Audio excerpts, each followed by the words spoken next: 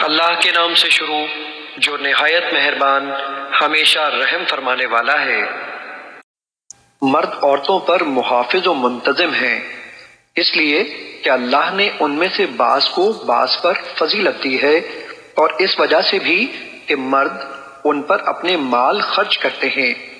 بس نیک بیویاں اطاعت شیار ہوتی ہیں شوہروں کی عدم موجودگی میں اللہ کی حفاظت کے ساتھ اپنی عزت کی حفاظت کرنے والی ہوتی ہیں۔ اور تمہیں جن عورتوں کی نافرمانی اور سرکشی کا اندیشہ ہو تو انہیں نصیحت کرو، اور اگر نہ سمجھیں تو انہیں خوابگاہوں میں خود سے علیحدہ کر دو، اور اگر پھر بھی اصلاح پذیر نہ ہو تو ان سے تادیباً عارضی طور پر الگ ہو جاؤ۔